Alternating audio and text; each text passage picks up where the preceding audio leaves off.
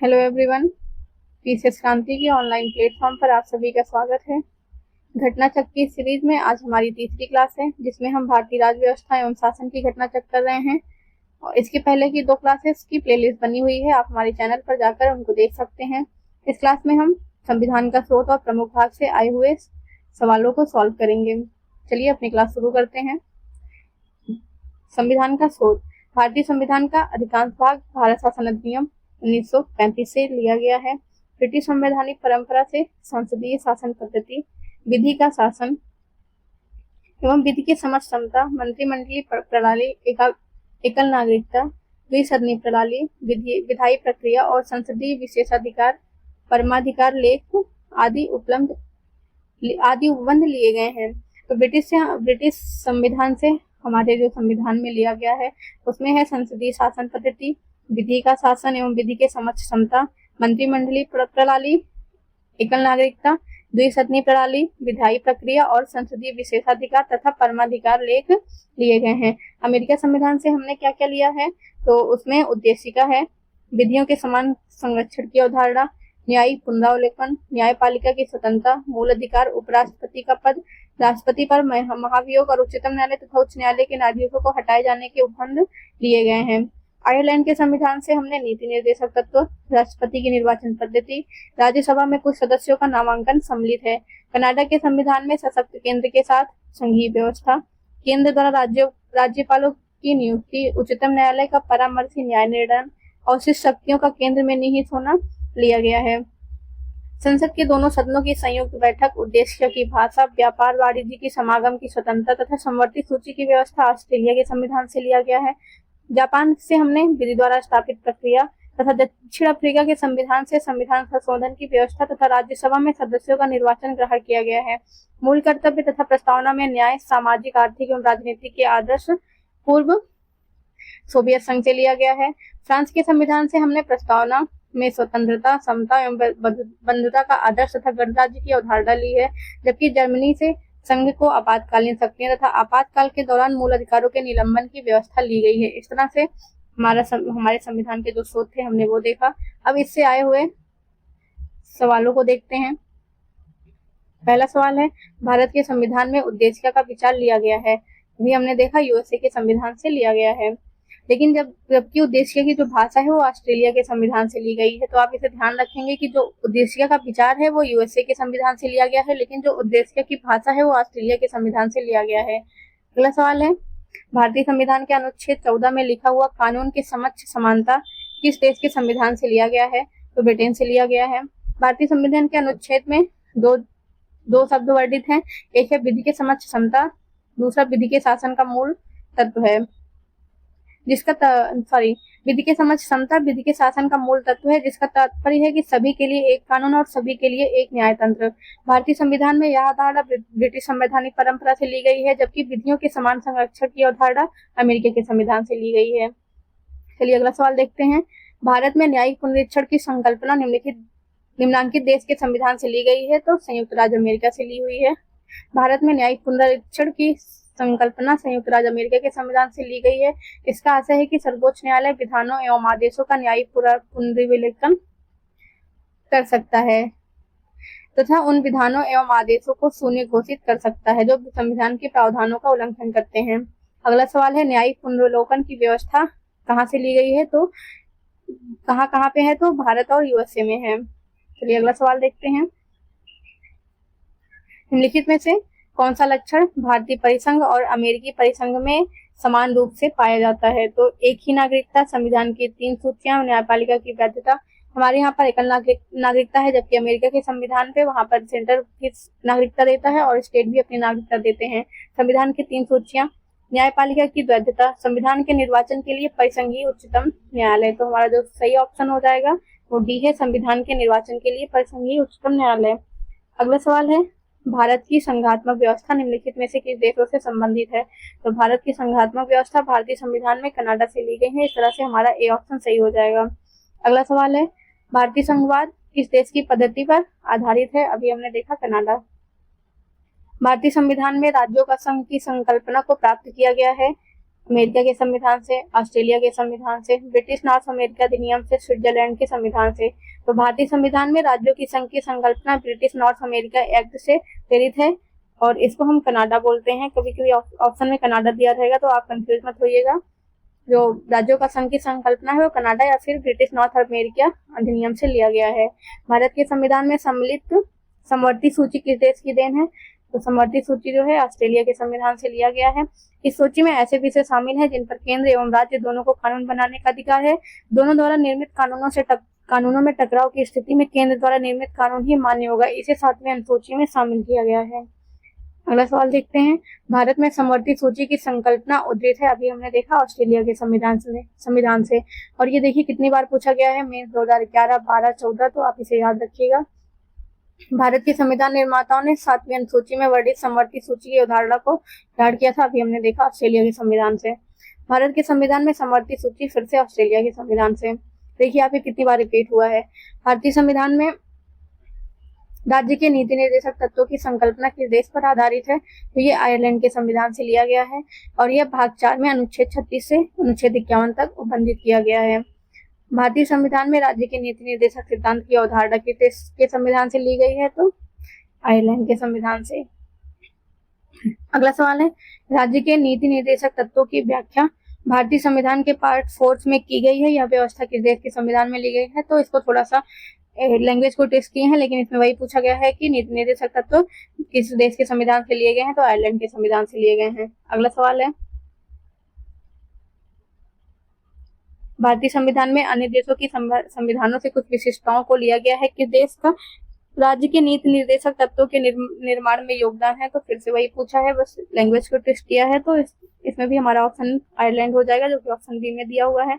अगला सवाल देखते हैं, राज्यसभा के गठन में प्रतिभा, अनुभव एवं सेवा को प्रतिनिधित्व देने में भारतीय संविधान निर्माता निम्नांकित उदाहरण से प्रभावित हुए थे। तो राज्यसभा के गठन में प्रतिभा, अनुभव एवं सेवा को प्रतिनिधित्व देने में भारतीय संविधान निर्माता आयरिश गणतंत्र से प्रभावित हुए थे। अगला सवाल है, सूची 1 को सूची 2 से सुमेलित कीजिए। मूल अधिकार, शासन की संसदीय प्रणाली, आपात उपबंध, राज्य के नीति निर्देशक तत्व। अभी हमने देखा मूल अधिकार जो है वो संयुक्त राज्य अमेरिका से लिए गए हैं।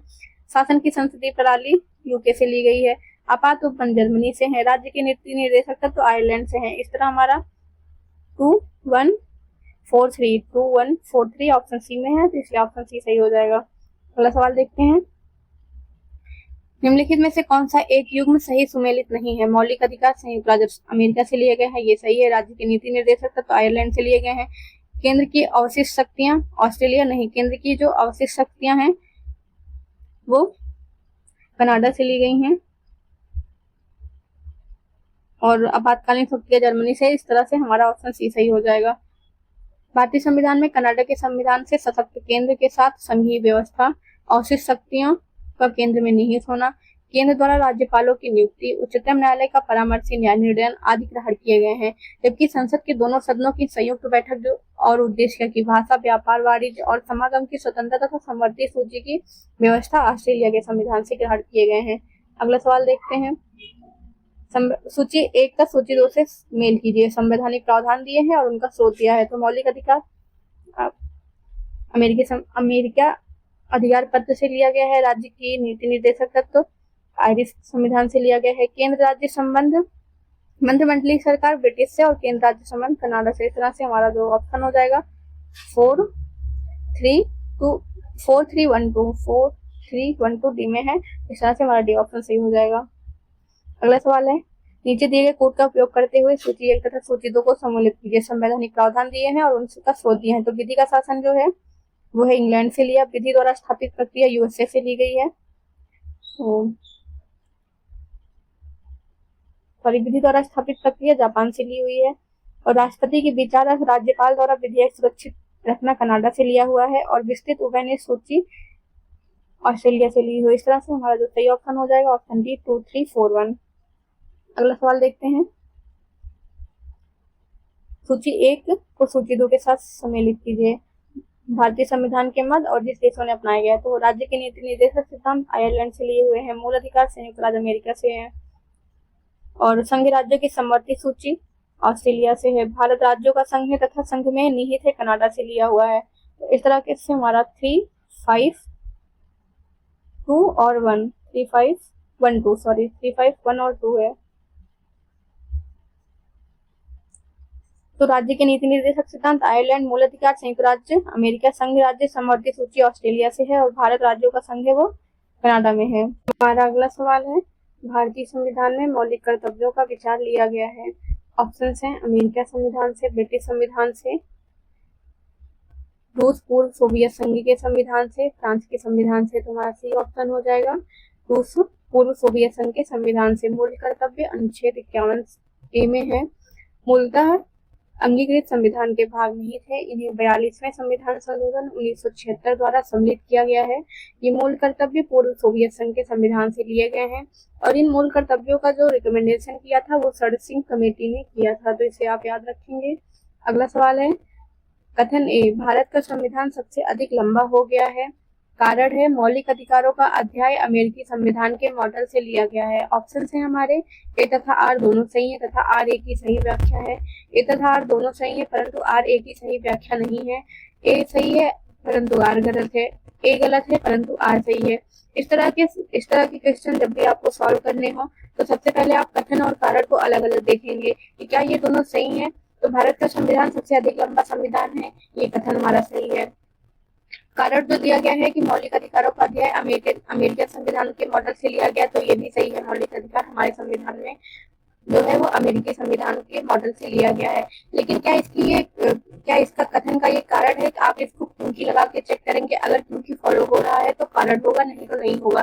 क्योंकि हमारा संविधान इसलिए लंबा है क्योंकि मौलिक अधिकारों का अध्याय अमेरिकी संविधान से लिया गया है, तो ऐसा नहीं है। इस तरह से ये हमारे दोनों कथन तो सही है लेकिन सही व्याख्या नहीं है। अगला सवाल है, भारतीय संविधान में सन्निहित मूल अधिकारों की अवधारणा किस देश के संविधान से ग्रहण की गई है। तो संयुक्त राज्य अमेरिका से लिया गया है। अगला सवाल है, भारतीय संविधान में मौलिक अधिकारों के विचार का संदर्भ किस देश से लिया गया है। तो अभी हमने देखा संयुक्त राज्य अमेरिका से लिया गया है। मौलिक अधिकारों की अवधारणा ली गई है यूएसए के संविधान से। अगला सवाल है, भारतीय संविधान में चुनाव आयोग का प्रावधान निम्नलिखित में से किस देश से प्रेरित है। हमारे ऑप्शन है आयरलैंड, यूनाइटेड किंगडम, संयुक्त राज्य अमेरिका।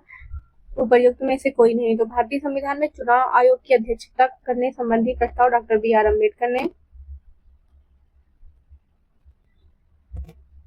अम्बेडकर द्वारा प्रस्तुत किया गया था। निर्वाचनों के अधीक्षण, निर्देशन और नियंत्रण हेतु स्वतंत्र चुनाव आयोग की व्यवस्था संविधान में करने के संदर्भ में भारतीय संविधान निर्माता किसी देश विशेष से प्रेरित नहीं है। इस तरह से हमारा सही ऑप्शन जो हो जाएगा ऑप्शन डी, उपर्युक्त में से कोई नहीं। अगला सवाल है, लिखित संविधान का प्रारंभ किस देश से शुरू हुआ है। तो ये अमेरिका के संविधान से शुरू हुआ है। संयुक्त राज्य अमेरिका का संविधान प्रथम पूर्ण लिखित संविधान है। यह विश्व का सबसे छोटा लिखित संविधान है। इसमें सिर्फ 7 आर्टिकल शामिल हैं। वहीं भारत का संविधान विश्व का सबसे बड़ा लिखित संविधान है जिसमें 395 आर्टिकल शामिल हैं। अगला टॉपिक है हमारा भारतीय संविधान के प्रमुख भाग। तो हम देख लेते हैं कि कौन से भाग में क्या विषय दिए हुए हैं। भारतीय संविधान को 22 भागों में विभाजित किया गया है और वर्तमान में अगर गणना की दृष्टि से देखें तो कुल 25 भाग है। भारतीय भाग 1 में संघ और उसका राज्य क्षेत्र दिया हुआ है। भाग 2 में नागरिकता दी हुई है। भाग 3 में मौलिक अधिकार है। भाग 4 में राज्य की नीति निर्देशक तत्व हैं। भाग 4A में मौलिक कर्तव्य हैं। भाग 5 में संघ है। भाग 6 में राज्य है। भाग 7 जो है वो हमारा कैंसिल कर दिया गया है। तो भाग 7 में इस तरह से कुछ भी नहीं दिया हुआ है। भाग 8 में संघ राज्य क्षेत्र है और 9 में पंचायतें हैं। 9A में नगर पालिका है। 9B में सहकारी समितियां हैं। 10 में अनुसूचित एवं जनजातीय क्षेत्र है। 11 में संघ एवं राज्य के बीच संबंध है। 12 में वित्त संबंध, संपत्ति, संविदाएं और वाद विवाद से रिलेटेड है। और 13 जो है भारत के राज्य क्षेत्र के भीतर व्यापार, वाणिज्य एवं समागम से रिलेटेड है। 14 है संघ और राज्य के अधीन सेवाएं। 14 ये है अधिकरण। 15 में निर्वाचन दिया हुआ है। भाग 16 में कुछ वर्गों के संबंध में विशेष उपबंध दिया हुआ है। भाग 17 में राजभाषा है। भाग 18 में आपात उपबंध है। भाग 19 में प्रकीर्ण। भाग 20 जो है वो संविधान के संशोधन से रिलेटेड है। भाग 21 अस्थायी संक्रमणकालीन और विशेष उपबंध से रिलेटेड है। और भाग 22 संक्षिप्त नाम, प्रारंभ, हिंदी में प्राधिकृत पाठ और निरसन से रिलेटेड है। इस तरह से हमने देखा कि कौन से भाग में क्या क्या दिया हुआ है। अब इससे रिलेटेड जो सवाल प्रीवियस ईयर में पूछे गए हैं हम वो सॉल्व करते हैं। पहला सवाल है, भारतीय संविधान को कितने भागों में विभाजित किया गया है? तो भारतीय संविधान में 22 भाग हैं। अगला सवाल है, निम्नलिखित विषयों पर विचार कीजिए तथा उन्हें क्रमानुसार जैसा संविधान में उल्लिखित है व्यवस्थित कीजिए। संघ तथा उसका कार्य क्षेत्र भाग 1 में दिया हुआ है। मौलिक कर्तव्य भाग 4A में दिया हुआ है। नागरिकता 2 में दिया हुआ है और राज्य के नीति निर्देशक तत्व भाग 4 में दिए हुए हैं। इस तरह से हमारा जो सही ऑप्शन हो जाएगा first, third, fourth and second, option A. अगला सवाल देखते हैं, निम्नलिखित में से कौन एक सही सुमेलित नहीं है? नागरिकता संविधान के भाग 2 में दिया हुआ है, सही है। मौलिक अधिकार भाग 3 में दिया हुआ है, सही है। मौलिक कर्तव्य 4 में दिया हुआ है, ये भी 4A में दिया हुआ है और यहाँ पे 6A दिया हुआ है। इस तरह से ये गलत हो जाएगा। और राज्य भाग 6 में दिया हुआ है, तो हमारा जो सही ऑप्शन हो जाएगा ऑप्शन सी है, मौलिक कर्तव्य, जो कि 4A के अंतर्गत दिया हुआ है। हमारा अगला सवाल है, हमारे संविधान के किस भाग में 3 सोपानों में पंचायत बनाने की परिकल्पना की गई है? तो भाग 9 में की गई है। संविधान के 73वें संशोधन अधिनियम 1952 द्वारा 24 अप्रैल 1993 से अंतः स्थापित संविधान के भाग 9 में 3 सोपानों में पंचायत बनाने की परिकल्पना की गई है। इस भाग के अनुसार अनुच्छेद 243 खाके खंड 1 में कहा गया है कि प्रत्येक राज्य में ग्राम, मध्यवर्ती और जिला स्तर पर इस भाग के उपबंधों के अनुसार पंचायतों का गठन किया जाएगा। तथापि इस अनुच्छेद के खंड 2 में के अनुसार मध्यवर्ती स्तर पर पंचायत का उस राज्य में गठन नहीं किया जा सकेगा जिनकी संख्या 20 लाख से कम है। तो इस तरह से आप इसमें क्या क्या याद रखेंगे? तो 73वें संशोधन अधिनियम के द्वारा 3 सोपानों में पंचायत बनाने की परिकल्पना की गई थी। ये किस भाग में है? तो भाग 9 में है। इसको कब ये संशोधन कब किया गया था? 1992 में। और इसकी डेट भी आप याद रखेंगे, 24 अप्रैल को। अगला सवाल देखते हैं, भारतीय संविधान का कौन सा भाग और अध्याय संघ और राज्यों के बीच विधायी संबंध के बारे में है? तो भाग 11 और अध्याय 1। भारतीय संविधान के भाग 11 का अध्याय 1 अनुच्छेद 245 से 255 संघ और राज्यों के बीच विधायी संबंधों के बारे में है, जबकि इसी का भाग अध्याय 2 256 से 263 प्रशासनिक संबंधों के बारे में है। अगला सवाल देखते हैं, सूची 1 को सूची 2 से सुमेलित कीजिए तथा सूचियों के नीचे दिए गए कूट से सही उत्तर चुनिए। विषय दिया हुआ है, संविधान का भाग दिया हुआ है, उपाधियों का अंत मूल अधिकार में दिया हुआ है, ग्राम पंचायतों का गठन राज्य के नीति निर्देशक तत्व में दिया हुआ है, 6 से 14 वर्ष तक के बालक प्रतिपाल्य के लिए शिक्षा के अवसर प्रदान करना मौलिक कर्तव्य में दिया हुआ है, इंडिया अर्थात भारत राज्यों का संघ है, राज्य संघ और उसके राज्य क्षेत्र में दिया हुआ है। इस तरह से ए का 3 एक ही ऑप्शन में है, तो ऑप्शन बी सही हो जाएगा। अगला सवाल देखते हैं, निम्नलिखित में से कौन सा युग्म सही सुमेलित है? संविधान का दूसरा भाग मौलिक अधिकार नहीं, भाग 3 में दिया हुआ है। संविधान का तीसरा भाग नागरिकता नहीं, 2 में दिया हुआ है। संविधान का चौथा भाग ए मौलिक कर्तव्य, ये सही है। संविधान के भाग का 5वां भाग नहीं, भाग 4 में राज्य के निर्देशक सिद्धांत दिए हुए हैं। इस तरह से जो हमारा सही ऑप्शन हो जाएगा वो भाग सी है, मौलिक कर्तव्य भाग 4A भाग में दिया हुआ है। अगला सवाल देखते हैं, निम्नलिखित में कौन एक सही सुमेलित नहीं है? नागरिकता भाग 2 में सही है, संघ राज्य क्षेत्र भाग 7 में ये गलत है, भाग 8 में दिया हुआ है, और नगर पालिकाएं 9A में है, निर्वाचन 15 में है। तो इस तरह से जो सही ऑप्शन होगा ऑप्शन बी है। अगला सवाल है, सूची 1 को सूची 2 से सुमेलित कीजिए तथा नीचे दिए गए कोड का प्रयोग करते हुए सही उत्तर का चयन कीजिए। तो भारतीय संविधान का भाग 9 पंचायत से जुड़ा हुआ है, भारतीय संविधान का भाग 8 संघ राज्य क्षेत्र से जुड़ा हुआ है, भारतीय संविधान का भाग 4A मूल कर्तव्य है, 9A नगर पालिका है। इस तरह से जो सही ऑप्शन हो जाएगा ए का 3, बी का 1, सी का 4 और डी का 2। तो इस तरह से ऑप्शन ए सही हो जाएगा हमारा। निम्नलिखित में से कौन सा भाग सही सुमेलित नहीं है? राजभाषा भाग 17 में दिया हुआ है, संघ राज्य क्षेत्र भाग 8 में, तो ये सही है। और अगला ऑप्शन देख लेते हैं, अनुसूचित और जनजाति क्षेत्र भाग 9 में दिया हुआ है, भाग 10 में दिया हुआ है, और अधिकरण भाग 11 में, तो अधिकरण जो है वो भाग 14A में दिया हुआ है। इस तरह से ये ऑप्शन हमारा सही हो जाएगा, क्योंकि पूछा गया है कि कौन सा विकल्प सही सुमेलित नहीं है। अगला सवाल है, निम्नलिखित में से कौन भारतीय संविधान के अंतर्गत सही सुमेलित नहीं है? पंचायत भाग 9 में ये सही है, नगर पालिका 9 का में ये भी सही है, नगर सहकारी समिति या नौखा में ये भी सही। अधिकरण अभी हमने देखा 14A में दिया हुआ है। इस तरह से ये ऑप्शन गलत हो जाएगा, और जो हमारा ऑप्शन सही है जो एग्जाम मतलब क्वेश्चन में पूछा है वो ऑप्शन डी सही हो जाएगा। संविधान के किस भाग में पंचायती राज व्यवस्था संविधान प्रावधान दिए गए हैं? तो भाग 9 में दिए हुए हैं। ये भी वही सेम पूछा हुआ है, पहले यूपीपीसीएस प्री 2020 में पूछा है, उसके नीचे जो है एमपीपीसीएस प्री 2019 में पूछा है। तो आप भाग को याद रखेंगे। हम अपने आने वाले क्लासेस में इसके लिए एक शॉर्ट ट्रिक लेके आएंगे, तो आप चैनल पर जाकर उसको देख सकते हैं।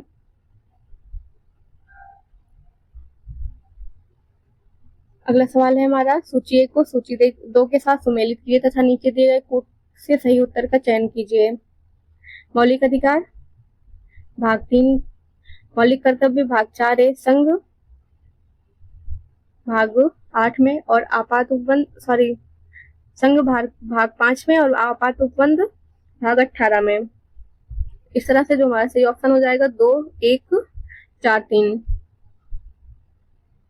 अगला सवाल है, निम्नलिखित में से कौन से एक सही सुमेलित नहीं है? मूल कर्तव्य 4A में है, राज्य 6 में है, भारत का महान्यायवादी भाग 5 में है क्योंकि वो संघ से जुड़े हुए होते हैं, संघ और राज्य के अधीन सेवाएं भाग 14 में। इस तरह से जो हमारा सही ऑप्शन हो जाएगा वो है ऑप्शन सी, भारत का महान्यायवादी। सूची 1 को सूची 2 से सुमेलित किया तो सूचियों के नीचे दिए गए कोड की सहायता से सही उत्तर का चयन कीजिए। भाग 15 में निर्वाचन है, भाग 18 में आपात उपबंध है, भाग 17 में राजभाषा है और भाग 16 में कुछ वर्गों के उपबंध संबंध में विशेष उपबंध है। इस तरह से हमारा सही ऑप्शन हो जाएगा 4, 3, 2 और 1। 4, 3, 2, 1। भारतीय संविधान का भाग 16 संबंधित है कुछ वर्गों के लिए विशेष उपबंधों से।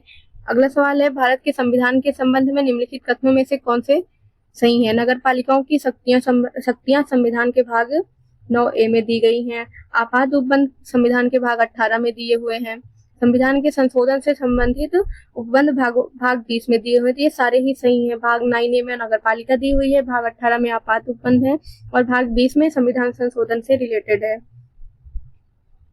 भारतीय संविधान का भाग 9A अनुच्छेद 243 से अनुच्छेद 243 या संविधान 74वां संशोधन अधिनियम 1992 द्वारा जोड़ा गया था। इसमें नगर पालिकाओं से संबंधित प्रावधान है। भाग 9A के तहत अनुच्छेद 243B में नगर पालिकाओं आदि की शक्तियां, प्राधिकार, उत्तरदायित्व का उल्लेख है, जबकि नगर पालिकाओं द्वारा कर अधिरोपित करने की शक्ति अनुच्छेद 243 भाग में दी गई है। अगला टॉपिक है हमारा संविधान में अनुच्छेद। भारतीय संविधान में वर्तमान में 1 मई 2024 की स्थिति के अनुसार गणना की दृष्टि से 471 अनुच्छेद हैं, परंतु क्रमांक की दृष्टि से अभी भी 395 अनुच्छेद हैं। सभी अतिरिक्त अनुच्छेदों को मूल अनुच्छेदों के साथ का, खा, गा आदि लगाकर जोड़ा गया है। इस प्रकार गणना की दृष्टि से संविधान के भागों की संख्या भी बढ़कर 25 हो गई है, लेकिन संविधान के मूल पाठ में 22 भाग, 395 अनुच्छेद और 8 अनुसूचियां हैं। तो जो मूल पाठ है संविधान का उसमें 22 भाग, 395 अनुच्छेद और 8 अनुसूचियां हैं। संशोधन के द्वारा कुछ नए अनुच्छेद जोड़े या प्रतिस्थापित किए गए और कुछ अनुच्छेद निकाले भी गए। नई अनुसूचियां भी जोड़ी गई और उनकी संख्या 8 से बढ़कर 12 हो गई हैं। विधानतः नए राज्यों को शामिल करना अनुच्छेद 2, नए राज्यों का गठन भारतीय संविधान का अनुच्छेद 3, विधि के समझ क्षमता अनुच्छेद 14, अनुच्छेद 17 में दिया हुआ अस्पृश्यता का अंत, गिरफ्तारी और निरोध से संरक्षण अनुच्छेद 22 में दिया हुआ है। 36 से 51 तक नीति निर्देशक तत्व दिए हुए हैं। भारतीय संविधान में नीति निर्देशक तत्वों के तहत समान न्याय और निःशुल्क विधिक सहायता अनुच्छेद 39A में दिया हुआ है। ग्राम पंचायतों का संगठन 40 में दिया हुआ है। काम, शिक्षा और लोक सहायता पाने का अधिकार अनुच्छेद 41 में है। कार्य करने के लिए न्यायोचित और मानवीय दशाएं प्रसूति सहायता अनुच्छेद 42 में दिया हुआ है। समान नागरिक संहिता अनुच्छेद 44 में तथा सैसों पूर्व देखभाल और 6 वर्ष से कम आयु के बच्चों के लिए शिक्षा की व्यवस्था अनुच्छेद 45 में वर्णित है, जबकि कार्यपालिका से न्यायपालिका का पृथककरण अनुच्छेद 50 में उल्लेखित है। 48 में कृषि एवं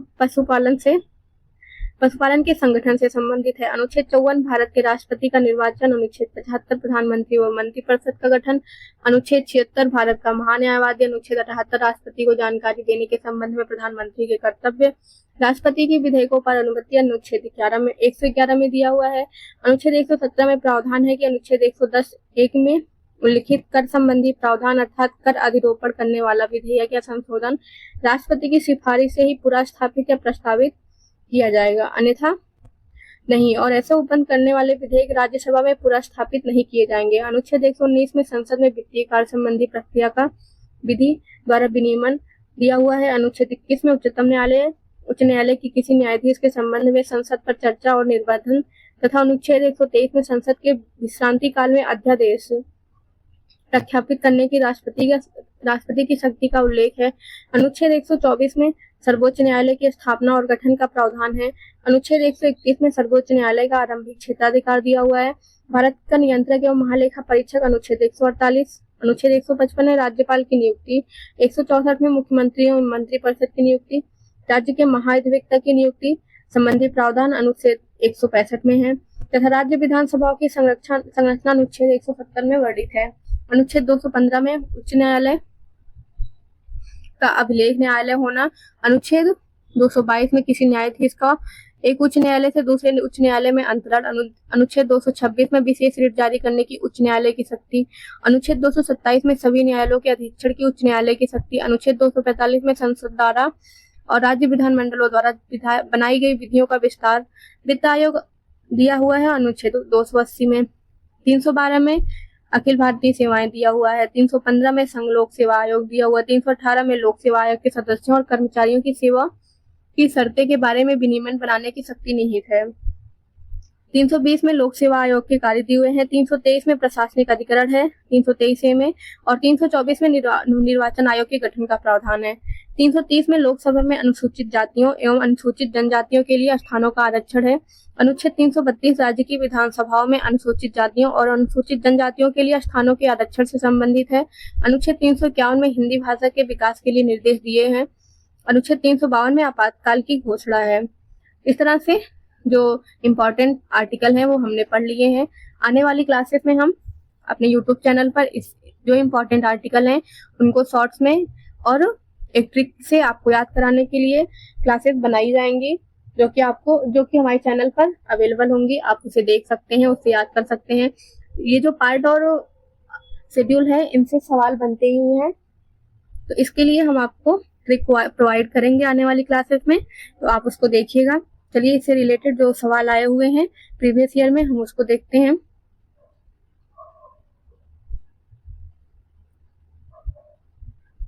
हमारा पहला सवाल है, भारतीय संविधान में है 400 से अधिक अनुच्छेद। भारतीय संविधान में 400 से अधिक अनुच्छेद हैं। गणना की दृष्टि से वर्तमान में इनकी संख्या 471 1 मई 2024 की स्थिति के अनुसार पहुंच गई है, परंतु क्रमांक की दृष्टि से अभी भी 395 अनुच्छेद है तथा सभी नए अनुच्छेदों को मूल अनुच्छेदों के साथ क, ख, आदि लगाकर जोड़ा गया है। ऐसे ही संविधान के भागों की संख्या भी बढ़कर 25 हो गई है। संविधान के मूल पाठ में 22 भाग, 395 अनुच्छेद और 8 अनुसूचियां हैं। संशोधनों के द्वारा कुछ नए अनुच्छेद जोड़े गए और कुछ अनुच्छेद निकाले भी गए। नई अनुसूचियां भी जोड़ी गई हैं, उनकी संख्या 8 से बढ़कर 12 हो गई है। इस तरह से 395 आर्टिकल, 22 भाग और 12 अनुसूचियां हो गई हैं। भारतीय संविधान में आरंभ में कितने अनुच्छेद थे? तो 395 अनुच्छेद थे। वर्तमान में भारतीय संविधान में गणना की दृष्टि से तो 395 अनुच्छेद और 8 अनुसूचियां हैं, तो तरह से इसमें कोई भी ऑप्शन सही नहीं है। मूल भारतीय संविधान में कितने भाग, अनुच्छेद और अनुसूचियां थे? तो 22 भाग, 395 अनुच्छेद और 8 अनुसूचियां। हमारा अगला सवाल है, भारतीय संविधान में शामिल है, तो हमारे संविधान में 395 अनुच्छेद, 22 भाग एवं 12 अनुसूचियां शामिल हैं। अगला सवाल है, सूची 1 को सूची 2 से सुमेलित कीजिए तथा सूचियों के नीचे दिए गए कोड से सही उत्तर का चयन कीजिए। नए राज्यों का गठन अनुच्छेद 3 में दिया हुआ है। नागरिकता भारतीय संविधान का भाग 2 में है। मौलिक अधिकार भाग 3 में है। प्रशासनिक अधिकरण की स्थापना अनुच्छेद 323A में दिया हुआ है। इस तरह से हमारा 2, 1, 4 और 3 हो जाएगा, जो कि ऑप्शन ए में दिया हुआ है। ऑप्शन ए सही है। हमारा अगला सवाल है कि राष्ट्रपति की सिफारिश के बगैर कोई विधेयक जो कर लगाता है विधायिका में नहीं रखा जा सकता। यह प्रावधान भारत के संविधान के किस अनुच्छेद के अंतर्गत आता है? तो यह अनुच्छेद 117 के अंतर्गत आता है। अनुच्छेद 117 में प्रावधान है कि अनुच्छेद 110 1 के उपखंड का से च में उल्लिखित कर संबंधी प्रावधान अर्थात कर अधिरोपण करने वाला विधेयक यह संशोधन राष्ट्रपति की सिफारिश से ही पुनर्स्थापित या प्रस्तावित किया जाएगा, अन्यथा नहीं। और ऐसा उपबंध करने वाला विधेयक राज्यसभा में पुनर्स्थापित नहीं किया जाएगा। अगला सवाल है, वित्त विधेयक के बारे में विशेष उपबंध किस अनुच्छेद के अंतर्गत किया गया है? हमारे ऑप्शन है अनुच्छेद 117, अनुच्छेद 119, अनुच्छेद 121, अनुच्छेद 123। इस तरह से जो हमारा सही ऑप्शन होगा वह है ऑप्शन ए है। संविधान के अनुच्छेद 117 में वित्त विधेयकों के बारे में विशेष उपबंध किया गया है। अनुच्छेद 119 में क्या है? तो संसद के वित्तीय कार्य संबंधी प्रक्रिया का विधि द्वारा विनियमन है। अनुच्छेद 121 में उच्चतम न्यायालय और उच्च न्यायालय के किसी न्यायाधीश द्वारा कर्तव्यों के निर्वहन में किए गए किसी आचरण के संबंध में संसद पर चर्चा पर निर्वधन है। तथा 123 में अध्यादेश प्रख्यापित करने की राष्ट्रपति की शक्ति का उल्लेख किया गया है। हमारा अगला सवाल है, भारतीय संविधान के किस अनुच्छेद के अंतर्गत अखिल भारतीय सेवाओं का प्रावधान किया गया है? तो अनुच्छेद 312 में किया हुआ है। और इस अनुच्छेद के अनुसार यदि राज्यसभा ने उपस्थित और मत देने वाले सदस्यों के कम से कम 2/3 बहुमत से समर्थित संकर इसे यह घोषित किया है कि राष्ट्रीय हित में ऐसा करना आवश्यक है, तो संसद विधि द्वारा अखिल भारतीय सेवाओं के सृजन हेतु उपबंध कर सकती है। अगला सवाल देखते हैं, निम्नलिखित में से कौन सी जोड़ी संसद और संविधान के अनुच्छेद सुमेलित है? भारत का सर्वोच्च न्यायालय 318 में सही है? नहीं है, क्योंकि भारत का जो है वो भारत का सर्वोच्च न्यायालय अनुच्छेद 124 में दिया हुआ है। भारत का निर्वाचन आयोग 324 में दिया हुआ है। संघ लोक सेवा आयोग 332 में नहीं दिया हुआ है, बल्कि इसका जो आर्टिकल है वो 318 है। और महाधिवक्ता जो है वो 165 में आर्टिकल 165 में दिया हुआ है। तो इस तरह से हमारा जो सही ऑप्शन हो जाएगा ऑप्शन बी है। आगे हम देख लेते हैं इसको। भारतीय संविधान के अनुच्छेद 324 में निर्वाचन आयोग के गठन का प्रावधान है। निर्वाचन आयोग का गठन मुख्य निर्वाचन आयुक्त तथा ऐसे अन्य निर्वाचन आयुक्तों से किया जाता है जिनकी संख्या समय समय पर राष्ट्रपति द्वारा निर्धारित की जाती है। तो मतलब निर्वाचन आयोग में कितने मेंबर होंगे, अन्य मेंबर, तो ये राष्ट्रपति जी डिसाइड करेंगे। अनुच्छेद 124 में सर्वोच्च न्यायालय के गठन का प्रावधान है, जबकि अनुच्छेद 318 में लोक सेवा आयोग के सदस्यों और कर्मचारियों की सेवा की शर्तों के बारे में विनियमन बनाने की शक्ति निहित है। संघ और राज्यों के लिए लोक सेवा आयोग का प्रावधान अनुच्छेद 315 में दिया हुआ है, जबकि अनुच्छेद 332 में राज्यों की विधानसभाओं में अनुसूचित जातियों और अनुसूचित जनजातियों के लिए स्थानों के आरक्षण से संबंधित है। राज्य के महाधिवक्ता की नियुक्ति संबंधी प्रावधान अनुच्छेद 165 में है, जबकि अनुच्छेद 351 में जो है वो हिंदी भाषा के विकास के लिए निर्देश दिए हुए हैं। आइए अगला सवाल देखते हैं, निम्नलिखित में से कौन एक सही सुमेलित नहीं है? 39 से समान न्याय एवं निःशुल्क विधिक सहायता सही है। अनुच्छेद 40 में ग्राम पंचायत का संगठन दिया हुआ है। 44 में समान नागरिक संहिता है। अनुच्छेद 48 में न्यायपालिका का कार्यपालिका से पृथक्करण, ये गलत है क्योंकि ये अनुच्छेद 50 में दिया हुआ है। अनुच्छेद 48 में नहीं दिया हुआ है। अनुच्छेद 48 में क्या दिया हुआ है? तो कृषि एवं पशुपालन के संगठन से संबंधित है अनुच्छेद 48। इस तरह से हमारा सही ऑप्शन डी हो जाएगा। अगला सवाल देखते हैं, सूची 1 को सूची 2 के साथ सुमेलित कीजिए और सूचियों के नीचे दिए गए कोड का प्रयोग करते हुए सही उत्तर का चयन कीजिए। अनुच्छेद दिए हुए हैं और उनका विषय दिया हुआ है। तो अनुच्छेद 124 में हमने संघीय न्यायपालिका देखा था। अनुच्छेद 5 में नागरिकता दिया हुआ है। 352 में इमरजेंसी दी हुई है और 245 में विधायी शक्तियों का वितरण दिया हुआ है। इस तरह से जो हमारे ऑप्शन है 1, 2, 3, 4 हो जाएंगे। अगला सवाल देखते हैं, सूची 1 को सूची 2 से सुमेलित कीजिए। अनुच्छेद 14 समानता का अधिकार। अनुच्छेद 34 नीति निर्देशक तत्व है और संशोधन प्रक्रिया जो है वो है 368 में। 74 में मंत्रिपरिषद दिया हुआ है। इस तरह से हमारा जो सही ऑप्शन हो जाएगा वो 3, 4, 2 और 1। देख लेते हैं कौन से ऑप्शन में दिया हुआ है।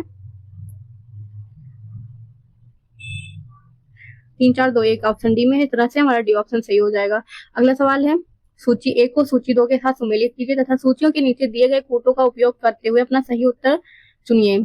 विधानता नए राज्यों को शामिल करना अनुच्छेद 2 में दिया हुआ है। समता का अधिकार अनुच्छेद 14 में दिया हुआ है। गिरफ्तारी और निरोध से संरक्षण अनुच्छेद 22 में है और राष्ट्रपति को विधेयक की अनुमति देने का अधिकार अनुच्छेद 111 में है। इस तरह से 2, 1, 4 और 3 बी में दिया हुआ है। हमारा बी ऑप्शन सही हो जाएगा। अगला सवाल देखते हैं, सूची 1 को सूची 2 के साथ सुमेलित कीजिए और सूचियों के नीचे दिए गए कोड का प्रयोग कर सही उत्तर चुनिए। तो संविधान का अनुच्छेद दिया हुआ है और अंतर्वस्तु दिए है। आइए देखते हैं अनुच्छेद 54 में भारत के राष्ट्रपति का निर्वाचन दिया हुआ है। अनुच्छेद 75 में प्रधानमंत्री और मंत्रिपरिषद की नियुक्ति दी हुई है। अनुच्छेद 155 में राज्य के राज्यपाल की नियुक्ति है और अनुच्छेद 164 में राज्य के मुख्यमंत्री की नियुक्ति दी हुई है। तो इस तरह से हमारा जो सही ऑप्शन हो जाएगा वो 1, 2, 3, 4। आइए देखते हैं कौन से ऑप्शन में दिया हुआ है। ऑप्शन ए में है 1, 2, 3, 4। तो अनुच्छेद 54 में भारत के राष्ट्रपति का निर्वाचन, 75 में प्रधानमंत्री और मंत्रिपरिषद की नियुक्ति, 155 में राज्य के राज्यपाल की नियुक्ति है और 164 में जो है राज्य के मुख्यमंत्री और मंत्रिपरिषद की नियुक्ति दी हुई है। जबकि राज्य विधानसभा की संरचना जो है वो अनुच्छेद 170 में वर्णित है। अगला सवाल देखते हैं। सूची 1 को सूची 2 से सुमेलित कीजिए तथा सूचियों के नीचे दिए गए कूट से सही उत्तर चुनिए। अनुच्छेद 61 जो कि राष्ट्रपति पे महाभियोग है। अनुच्छेद 67 ख में जो है वो उपराष्ट्रपति को हटाना है। अनुच्छेद 94 में है स्पीकर को हटाना। अनुच्छेद 90 में है राज्यसभा के उपसभापति को हटाना। इस तरह से 2, 3 और 4, 1 हमारा सही ऑप्शन सी हो जाएगा। अनुच्छेद 61 में राष्ट्रपति पर महाभियोग, अनुच्छेद 67 बी में उपराष्ट्रपति को हटाना, अनुच्छेद 94 में स्पीकर को हटाना, अनुच्छेद 90 में राज्य के उपसभापति को हटाना। आप देख सकते हैं ये अभी रिसेंट में 2020 में पूछा गया है, तो आप इनको याद रखेंगे कि राष्ट्रपति, उपराष्ट्रपति, स्पीकर, राज्यसभा का इन सबको हटाने की जो प्रक्रिया है वो किस अनुच्छेद में दी हुई है, ये इंपॉर्टेंट है, आप याद रखिएगा। राष्ट्रपति का जो है 61 में दिया हुआ है, उपराष्ट्रपति का 67 बी में दिया हुआ है, स्पीकर का 94 में है और राज्यसभा के उप सभापति को हटाने के लिए आर्टिकल 90 में दिया हुआ है। आगे देखते हैं। सूची 1 को सूची 2 से सुमेलित कीजिए तथा सूचियों के नीचे दिए गए कूट से सही उत्तर को चुनिए।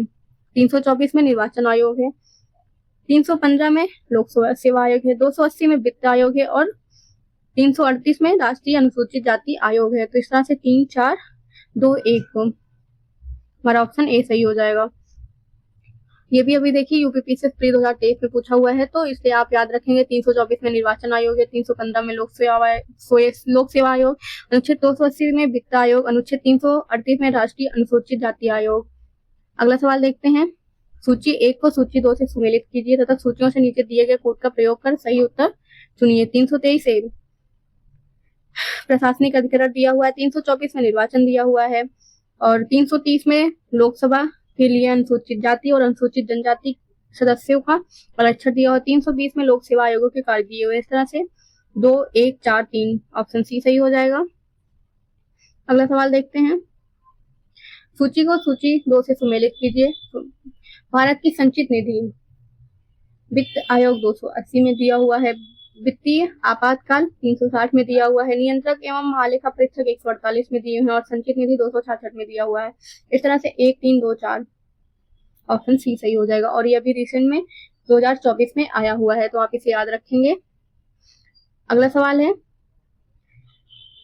सूची 1 को सूची 2 से सुमेलित कीजिए। संवैधानिक संशोधन 368 में दिया हुआ, वित्त आयोग 280 में दिया, वित्तीय आपात जो है 360 में दिया हुआ, अखिल भारतीय सेवाएं 312 में। इस तरह से 4, 3, 2, 1 4, 3, 2, 1 4, 3, 1, 2 सॉरी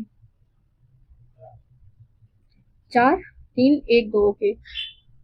यूपीपीएससी प्री 2016 में पूछा गया है। तो 368 में संवैधानिक संशोधन है, 280 में वित्त आयोग है, 360 में वित्तीय आपात दिया हुआ है, अखिल भारतीय सेवाएं अनुच्छेद 312 में दिया हुआ है।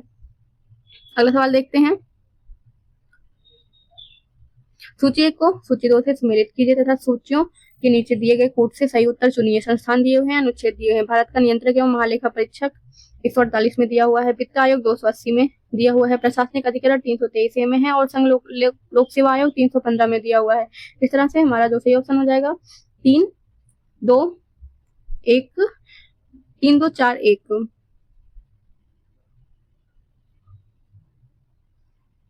अगला सवाल देखते हैं।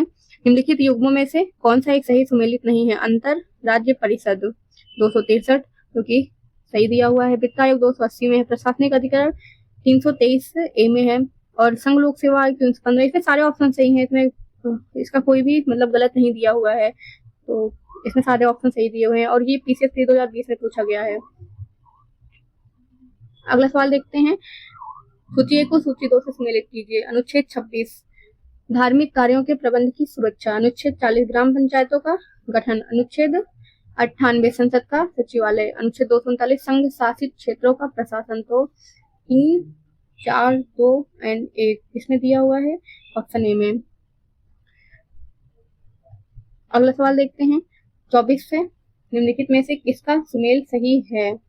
डी में दिया हुआ है, डी में यहाँ अनटचेबिलिटी दी हुई है, अस्पृश्यता का सिद्धांत मतलब विरोध दिया हुआ है। अनुच्छेद 78 में है तो राष्ट्रपति की जानकारी और राष्ट्रपति से रिलेटेड है। अनुच्छेद 192 जो है वो राज्य विधानमंडल से मतलब रिलेटेड है। और अनुच्छेद 352 आपात स्थिति की घोषणा है तो ये सही है। हम इसको डिटेल में देखते हैं। अनुच्छेद 352 में आपात स्थिति की उद्घोषणा का उल्लेख है। अन्य अनुच्छेद 17 में अस्पृश्यता का अंत दिया हुआ है। अनुच्छेद 78 में राष्ट्रपति को जानकारी देने के संबंध में प्रधानमंत्री के कर्तव्य दिए हुए हैं।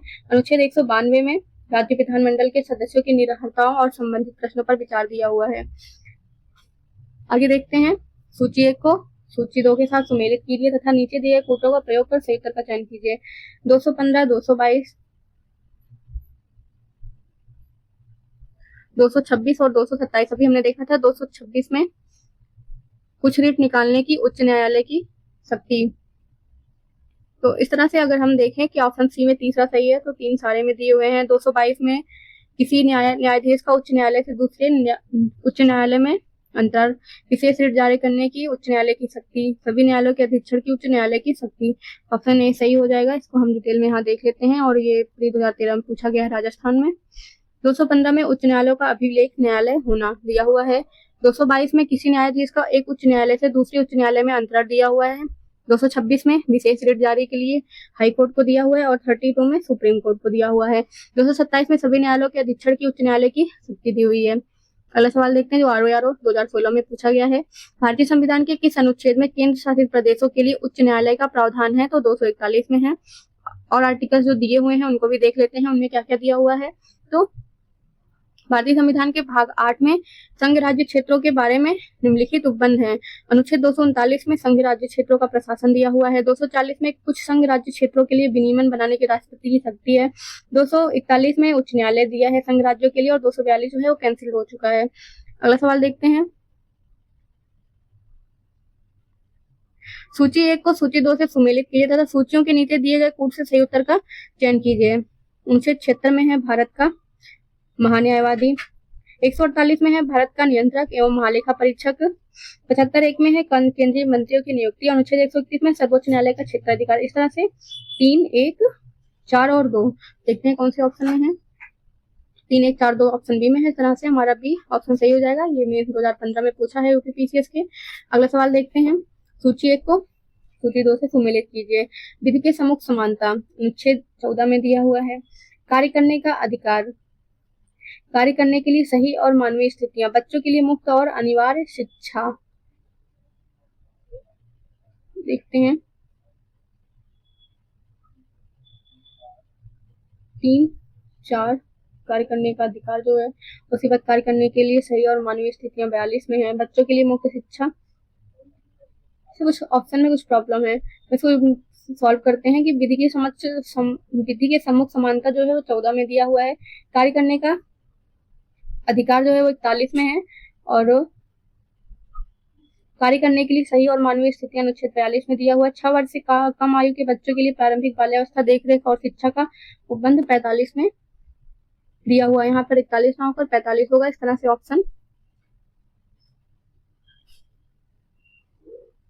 जो है बी सही हो जाएगा।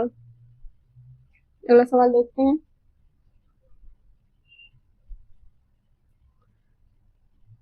निम्नलिखित में से कौन सा सही सुमेलित नहीं है। भारतीय संविधान का अनुच्छेद और संबंधित राज्य 371 में है नागालैंड, 371 में खा में दिया हुआ है असम, 371 गा में दिया हुआ है मेघालय, 371 घा में आंध्र प्रदेश।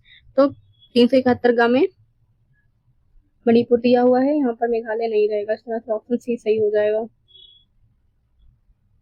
अगला टॉपिक है हमारा अनुसूचियां। भारत के मूल संविधान में 8 अनुसूचियां थी, वर्तमान में 12 अनुसूचियां हैं। पहली अनुसूची राज्य व संघ राज क्षेत्र दिया हुआ है। दूसरी अनुसूची में भारतीय संघ के पदाधिकारियों को मिलने वाले वेतन, भत्ते तथा पेंशन आदि का उल्लेख दिया हुआ है। तीसरी अनुसूची में भारतीय संघ के कुछ पदाधिकारियों के शपथ और प्रतिज्ञान के प्रारूप दिए हुए हैं। चौथी अनुसूची में भारत के राज्यों तथा संघ राज्य क्षेत्र जिसमें जम्मू और कश्मीर, दिल्ली व पुडुचेरी के राज्यसभा में प्रतिनिधित्व का विवरण दिया हुआ है। 5वीं अनुसूची में अनुसूचित क्षेत्रों तथा अनुसूचित जनजातियों के प्रशासन व नियंत्रण के बारे में उपबंध दिया हुआ है। 5वीं अनुसूची के अधीन जनजातीय भूमि का खनन के लिए निजी पक्षकारों का अंतरण अकृत और शून्य घोषित किया जा सकता है। 6ठी सूची में असम, मेघालय, त्रिपुरा और मिजोरम के जनजातीय क्षेत्रों के प्रशासन के बारे में उपबंध है। 7वीं अनुसूची में केंद्र व राज्यों के बीच शक्तियों का विभाजन है। इसमें 3 सूचियां हैं। संघ सूची में 97 विषय हैं। राज्य सूची में 66 और समवर्ती सूची जिसमें कुल 59 सब्जेक्ट दिए हुए हैं। समवर्ती सूची में कुल 47 विषय हैं, जिसमें वर्तमान में गणना की दृष्टि से 52 है का उल्लेख है, जिन पर कानून बनाने का अधिकार संघ और राज्य दोनों को है। पुलिस, लोक स्वास्थ्य और स्वच्छता, प्रति व्यक्ति कर, गैस, कृषि, रेलवे, पुलिस, कारागार, पंचायती राज एवं भूमि सुधार राज्य सूची के विषय हैं। रेडियो और टेलीविजन, शेयर बाजार, डाकघर, बचत बैंक, जनगणना, बैंकिंग, बीमा, रक्षा, रेलवे एवं निगम कर संघ सूची के विषय हैं। आर्थिक योजना, आपराधिक मामले, जनसंख्या नियंत्रण और परिवार नियोजन, शिक्षा, वन, दंड प्रक्रिया, विवाह विच्छेद एवं गोद लेना समवर्ती सूची के विषय हैं। 8वीं अनुसूची में भारतीय संविधान द्वारा वर्तमान में मान्यता प्राप्त 22 भाषाओं का उल्लेख किया गया है। मूलतः इसमें 14 भाषाएं थी। वर्ष 1967 में सिंधी को 21वें संविधान संशोधन द्वारा, 92 में कोंकणी, नेपाली, मणिपुर को 71वें संविधान संशोधन के द्वारा और वर्ष 2004 में संथाली, डोगरी, मैथिली तथा बोडो को 92 संविधान संशोधन 2003 द्वारा 8वीं अनुसूची में शामिल किया गया है। 9वीं अनुसूची में विशिष्ट अधिनियमों और विनियमों का विधि मान्यकरण है। प्रथम संविधान संशोधन अधिनियम 1951 द्वारा संविधान में शामिल 9वीं अनुसूची को भारत के प्रथम प्रधानमंत्री जवाहरलाल नेहरू के कार्यकाल के दौरान भारतीय संविधान में शामिल किया गया। वर्तमान में इस अनुसूची में 222 अधिनियम है। 10वीं सूची में दल परिवर्तन के आधार पर निर्भरता के बारे में उपबंध दिया हुआ है, जिसे 92वें संविधान संशोधन अधिनियम 1985 द्वारा संविधान में शामिल किया गया है। इस अनुसूची में 91वें संविधान संशोधन अधिनियम 2003 द्वारा संशोधन किए गए हैं। 11वीं अनुसूची में पंचायत के अधिकार, प्राधिकार तथा दायित्व आदि के बारे में उपबंध दिया हुआ है। 73वें संविधान संशोधन अधिनियम 1992 द्वारा संविधान में शामिल किया गया है। इस अनुसूची में पंचायती राज से संबंधित 29 विषय दिए हुए हैं। 12वीं अनुसूची नगर पालिकाओं के अधिकार, प्राधिकार तथा दायित्व आदि से संबंधित है और इसे 74वें संविधान संशोधन अधिनियम 1992 द्वारा संविधान में शामिल किया गया है। इसमें शहरी स्थानीय निकाय से संबंधित 18 विषय शामिल हैं। अब इससे आए हुए प्रीवियस ईयर क्वेश्चन देखते हैं।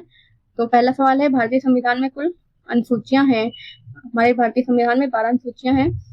मूलतः संविधान में 8 अनुसूचियां थी, लेकिन संविधान संशोधनों द्वारा 9वीं, 10वीं, 11वीं और 12वीं अनुसूचियों को संविधान में शामिल किया गया है। तो भारतीय संविधान में 12 अनुसूचियां हैं। पहला सवाल देखते हैं। निम्नलिखित कथनों पर विचार कीजिए। भारत के संविधान में 20 भाग हैं। भारत के संविधान में कुल 390 अनुच्छेद हैं। भारत के संविधान में 9वीं, 10वीं, 11वीं और 12वीं अनुसूचियों का संविधान संशोधन अधिनियम द्वारा जोड़ा गया है। तो भारत के संविधान में कुल 22 भाग हैं और 395 आर्टिकल है। इस तरह से हमारा पहला और दूसरा कथन सही हो जाता है, लेकिन तीसरा गलत हो जाता है। और तीसरा जो कथन दिया हुआ है कि संविधान में 9वीं, 10वीं, 11वीं और 12वीं अनुसूचियों को संविधान संशोधन अधिनियम द्वारा जोड़ा गया है, तो ये सही है। इस तरह से हमारा ऑप्शन सी सही हो जाएगा, केवल 3। भारतीय संविधान की निम्न में दी गई अनुसूचियों में कौन सी एक राज्यों के नामों की सूची तथा उनके राज्य क्षेत्रों का ब्यौरा देती है? तो पहली अनुसूची में दिया हुआ है राज्य संघ, राज्य क्षेत्रों के नाम एवं उनके राज्य क्षेत्र विस्तार का ब्यौरा। दूसरी अनुसूची में संवैधानिक प्राधिकारियों के वेतन के बारे में उपबंध है। तीसरी अनुसूची में शपथ का प्रारूप दिया हुआ है और चौथी अनुसूची में राज्यसभा में स्थानों का आवंटन दिया हुआ है। अगला सवाल देखते हैं। यदि भारतीय संघ के एक नए राज्य का सृजन करना हो तो संविधान की निम्नलिखित में से कौन सी अनुसूचियों को अवश्य संशोधित किया जाना चाहिए? तो पहली अनुसूची में जिसमें दिया हुआ है राज्य और संघ क्षेत्र। अगला सवाल देखते हैं। भारत के संविधान की चौथी अनुसूची विवेचित करती है राज्यसभा में स्थानों के आवंटन को। अगला सवाल देखते हैं। भारतीय संविधान की तृतीय अनुसूची में निम्न में से क्या उपबंधित है?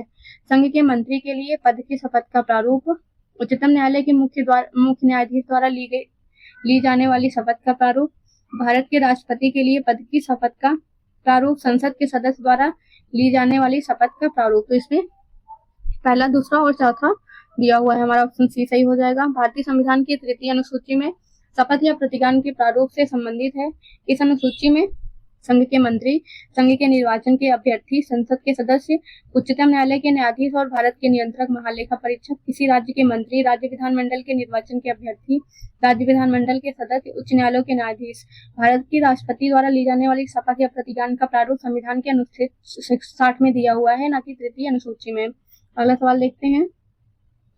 सूची 1 को सूची 2 से सुमेलित कीजिए तथा सूचियों के नीचे दिए गए पूर्व से सही उत्तर का चयन कीजिए। तृतीय अनुसूची शपथ या प्रतिज्ञान के रूप में दिया हुआ है।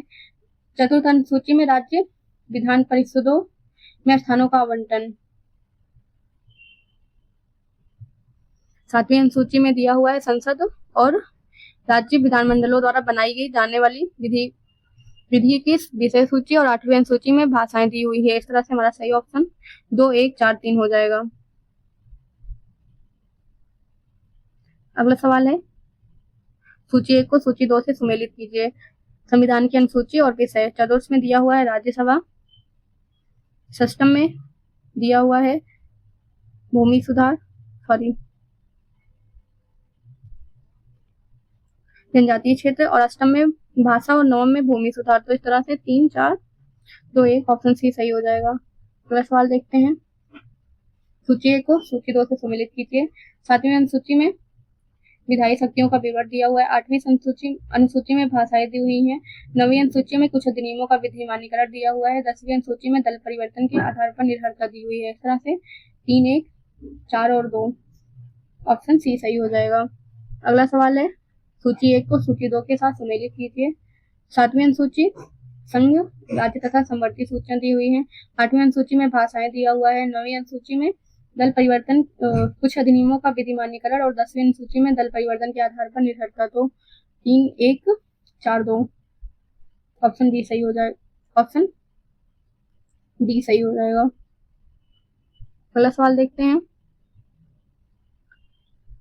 निम्न युग्मों में से कौन सा युग्म सही सुमेलित नहीं है? तीसरी अनुसूची शपथ या प्रतिज्ञान के प्रारूप में सही दिया हुआ है। 10वीं अनुसूची में दल परिवर्तन के आधार पर निर्भरता है। 8वीं अनुसूची में भाषाएं हैं, लेकिन 9वीं अनुसूची में राज्यसभा में स्थानों का आवंटन नहीं दिया हुआ है। इस तरह से हमारा सही ऑप्शन डी हो जाएगा। 9वीं अनुसूची में विशिष्ट अधिनियमों एवं विनियमों का विधिमानीकरण दिया हुआ है। अगला सवाल है, भारत के संविधान की किस अनुसूची के अधीन जनजातीय भूमि का खनन के लिए निजी पक्षकारों को अंतःकरण, अकृत और शून्य घोषित किया जा सकता है? तो 5वीं अनुसूची में दिया हुआ है। वर्ष 1997 में उच्चतम न्यायालय की 3 सदस्यीय पीठ ने समता बनाम आंध्र प्रदेश राज्य एवं अन्य के बाद में निर्णय देते हुए कहा था कि जनजातीय भूमि को राज्य सरकार या उसकी एजेंसियों द्वारा निजी खनन कंपनियों को पट्टे पर दिया जाना संविधान की 5वीं अनुसूची के तहत अकृत्य और शून्य घोषित होगा।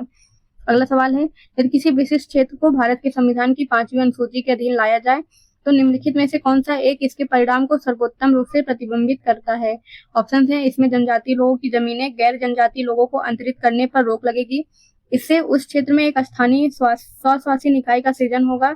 इससे वह क्षेत्र संघ राज्य क्षेत्र में बदल जाएगा। जिस राज्य के पास ऐसे क्षेत्र होंगे उसे विशेष कोटि का राज्य घोषित किया जाएगा। तो इसमें जो सही ऑप्शन है वो ऑप्शन ए है। इसमें जनजातीय लोगों की जमीनें गैर जनजातीय लोगों के अंतरित करने पर रोक लगेगी। अगला सवाल है, पांचवी अनुसूची किस विशिष्ट समूहों के लोगों के शासन और हितों की सुरक्षा से संबंधित है? तो ये अनुसूचित जनजाति से रिलेटेड है। भारतीय संविधान की 5वीं अनुसूची अनुसूचित जनजाति के लोगों के शासन और हितों की सुरक्षा से संबंधित है। 5वीं अनुसूची के अंतर्गत अनुसूचित क्षेत्रों और अनुसूचित जनजातियों के प्रशासन और नियंत्रण के बारे में उपबंध किए गए हैं। अगला सवाल है, भारत के संविधान की किस अनुसूची में विभिन्न राज्यों में अनुसूचित क्षेत्रों के प्रशासन और नियंत्रण के लिए विशेष उपबंध है? तो 5वीं अनुसूची में दिया हुआ है। अगला सवाल है, भारत के संविधान में 5वीं अनुसूची और 6ठी अनुसूची के उपबंध में निम्नलिखित में से किस लिए किया गया है? तो अनुसूचित जनजातियों के हितों के संरक्षण के लिए किया हुआ है। ऑप्शन ए सही हो जाएगा। अगला सवाल देखते हैं, भारतीय संविधान की 6ठी अनुसूची किन राज्यों के जनजातीय क्षेत्रों के प्रशासन से संबंधित है?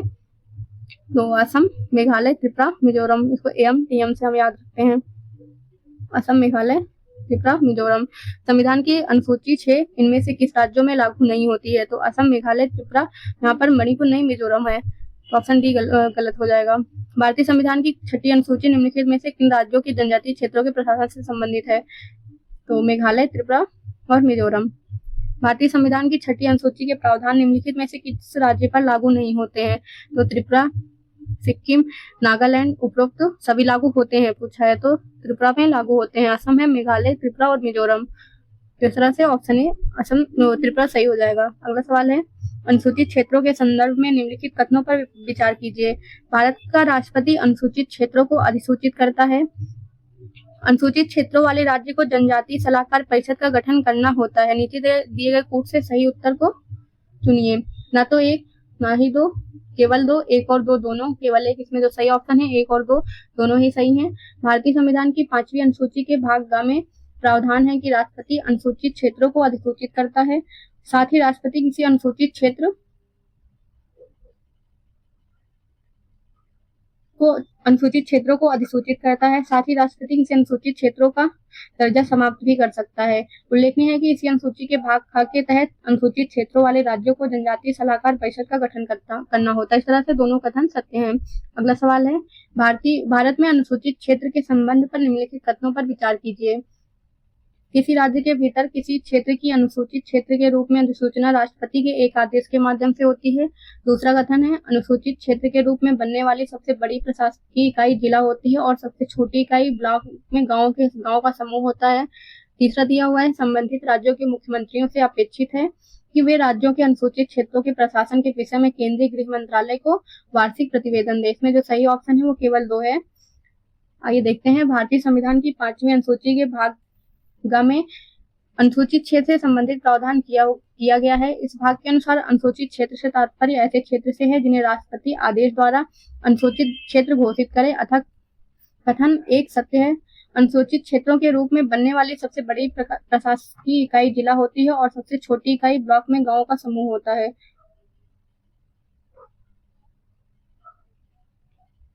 तो कथन 2 सत्य है। इस अनुसूचित क्षेत्र के संबंध में संबंधित राज्य का राज्यपाल उत्तरदायी होता है। ऐसे क्षेत्रों के प्रशासन के संबंध में प्रतिवर्ष या जब भी राष्ट्रपति इस प्रकार की अपेक्षा करे वह राष्ट्रपति को अपना प्रतिवेदन देगा। तो कथन 3 असत्य है, क्योंकि इसमें दिया हुआ है कि राज्यों के मुख्यमंत्रियों से अपेक्षित है, तो यहाँ पे राज्यों के गवर्नर से ही अपेक्षित है कि वो राज्यों के अनुसूचित क्षेत्रों के प्रशासन के विषय में केंद्रीय गृह मंत्रियों को वार्षिक प्रतिवेदन दें। अगला सवाल है, स्वायत्त जिले के संदर्भ में कौन सा सही है? प्रत्येक स्वायत्त जिला परिषद में 30 सदस्य होते हैं। स्वायत्त जिला परिषद के 24 सदस्य मतदान के द्वारा चुने जाते हैं तथा शेष 6 राज्यपाल द्वारा मनोनीत होते हैं। असम के स्वायत्त जिले में भारतीय संसद द्वारा पारित कानूनों को निर्देशित करने का अधिकार दिया जाता है। ऑप्शन ए में दिया हुआ 1, 2 और 3, ऑप्शन बी में 1 और 3 दिया हुआ है, ऑप्शन सी 1 और 2 और ऑप्शन बी में केवल 1 दिया हुआ है। तो ऑप्शन बी सही हो जाएगा। संविधान की 6ठी अनुसूची अनुच्छेद 244(2) के अनुसार 4 पूर्वोत्तर राज्यों असम, मेघालय, त्रिपुरा और मिजोरम के जनजातीय क्षेत्रों के प्रशासन से संबंधित है। इस अनुसूची के पैरा 1 के तहत इन राज्यों के जनजातीय क्षेत्रों के लिए स्वायत्त जिलों का प्रावधान किया गया है। राज्यपाल को स्वायत्त जिलों को व्यवस्थित और पुनर्गठित करने का अधिकार है। पैरा 2 के प्रावधानों के अनुसार प्रत्येक स्वायत्त जिले के लिए एक जिला परिषद होगी जो 30 से अनधिक सदस्यों से मिलकर बनेगी, जिसमें से 4 अनधिक व्यक्ति राज्यपाल द्वारा मनोनीत किए जाएंगे और शेष वयस्क मताधिकार के आधार पर निर्वाचित किए जाएंगे। इस अनुसूची के पैरा 12 के तहत असम के स्वायत्त जिलों में भारतीय संसद द्वारा पारित कानूनों को निर्देशित करने का अधिकार राज्यपाल के पास है। अगला सवाल देखते हैं, भारतीय संविधान के निम्नलिखित में से कौन से प्रावधान शिक्षा पर प्रभाव डालते हैं? राज्य की नीति निर्देशक तत्व, ग्रामीण और शहरी स्थानीय निकाय, पंचम अनुसूची, षष्ठम अनुसूची, सप्तम अनुसूची, इसमें से सारे ही प्रावधान शिक्षा पर प्रभाव डालते हैं। इसलिए ऑप्शन डी सही हो जाएगा। 1, 2, 3, 4 और 5। नीति निर्देशक तत्वों के अनुच्छेद 45 तथा ग्रामीण एवं शहरी स्थानीय निकायों को क्रमशः 243(6) और 243(ब) में प्रदान की गई शक्तियों और प्राधिकारों के अंतर्गत शिक्षा के प्रावधान दिए हुए हैं। अनुच्छेद 45 के अंतर्गत बच्चों की सहसोपूर्ण देखभाल एवं 6 वर्ष की आयु तक शिक्षा का उपबंध किया गया है। 243(6) के अंतर्गत तथा नगर पालिकाओं के 243(ब) के अंतर्गत शक्तियों, प्राधिकारों एवं उत्तरदायित्वों का आवंटन किया गया है, जिनमें शिक्षा के प्रबंध की व्यवस्था का भी उत्तरदायित्व शामिल है। षष्ठम एवं सप्तम अनुसूची में भी शिक्षा से संबंधित प्रावधान शामिल हैं, जबकि पंचम अनुसूची के तहत वर्णित अनुसूचित क्षेत्रों और अनुसूचित जनजातियों के प्रशासन हेतु उपबंध शिक्षा पर अप्रत्यक्ष रूप से प्रभाव डालते हैं। अगला सवाल है, भारत के संविधान की निम्नलिखित अनुसूची में से 3 विधायी सूचियों का प्रावधान दिया हुआ है, तो अनुसूची 7 में दिया हुआ है। भारतीय संविधान की 7वीं अनुसूची में केंद्र व राज्यों के बीच विधायी शक्तियों का विभाजन है। इसमें 3 अनुसूचियां हैं, संघ सूची, राज्य सूची तथा समवर्ती सूची। संघ सूची में कुल 97 सब्जेक्ट हैं, जिस पर कानून बनाने का अधिकार केवल संघ को है। राज्य सूची में कुल 66 विषय हैं, जिन पर कानून राज्य द्वारा बनाए जाते हैं, तथा समवर्ती सूची में कुल 47 विषय हैं, जिस पर कानून बनाने का अधिकार संघ तथा राज्य दोनों को है। मिलान कीजिए। संघीय सूची 97 प्रविष्टियां, राज्य सूची 66 प्रविष्टियां, समवर्ती सूची 47 प्रविष्टियां। तो ए में, फर्स्ट में ए, सेकंड में सी और बी। अगला सवाल है, भारत के संविधान के अंतर्गत आर्थिक योजना का विषय है समवर्ती सूची में। समवर्ती सूची की प्रविष्टि संख्या 20 आर्थिक और सामाजिक आयोजना का उल्लेख करती है। इसी उपबंध के आधार पर भारत सरकार ने योजना आयोग का गठन किया था। आर्थिक नियोजन भारतीय संविधान की किस सूची में सम्मिलित है? तो समवर्ती सूची में सम्मिलित है। अगला सवाल देखते हैं, जानवरों के प्रति क्रूरता की रोकथाम को भारतीय संविधान की किस सूची में रखा गया है? तो ये समवर्ती सूची में रखा गया है। निम्नलिखित में से कौन सा विषय समवर्ती सूची का है? तो पुलिस जो है वो राज्य का है, आपराधिक मामले भी राज्य, रेडियो और टेलीविजन संघ का है, विदेशी मामले जो है वो भी संघ के हैं, तो इसमें आपराधिक मामले समवर्ती सूची का विषय दिया हुआ है। निम्नलिखित में से कौन सी मध्य भारत के संविधान की समवर्ती सूची में है? तो जनसंख्या नियंत्रण और परिवार नियोजन जो है वो समवर्ती सूची का विषय है। भारतीय संविधान की समवर्ती सूची में शामिल है व्यापार और वाणिज्य, सामानों में मिलावट, उत्तराधिकार। तो व्यापार और वाणिज्य नहीं है, सामानों में मिलावट और उत्तराधिकार है। इस तरह से ऑप्शन डी सही हो जाएगा। खाद्य पदार्थों और अन्य माल का अपमिश्रण या मिलावट प्रविष्ट 18 के तहत तथा उत्तराधिकार प्रविष्ट 5 के तहत भारतीय संविधान की 7वीं अनुसूची के अंतर्गत समवर्ती सूची में शामिल है। अंतरराज्यिक व्यापार और वाणिज्य संघ सूची के तहत प्रविष्ट 42 में है, जबकि राज्य के भीतर व्यापार और वाणिज्य समवर्ती सूची के प्रविष्ट 33 के उपबंधों के अधीन रहते हैं। राज्य सूची के तहत यह प्रविष्ट 26 में दिए हुए हैं। समवर्ती सूची की प्रविष्ट 33 के तहत संसदीय विधि द्वारा लोकहित में समीचीन घोषित संघ के नियंत्रण वाले किसी उद्योग के उत्पादों का और उसी प्रकार के आयात किए गए माल का ऐसे उत्पादों के रूप में खाद्य, तिलहन और तेल सहित खाद्य पदार्थों का, खली और अन्य सारीकृत चारे सहित पशुओं के चारों का, ओटी हुई या बिना ओटी हुई कच्चे कपास और बिनौले का और कच्चे जूट का व्यापार और वाणिज्य शामिल है। इस प्रकार उपर्युक्त कतिपय वस्तुओं का व्यापार और वाणिज्य भी समवर्ती सूची में शामिल है।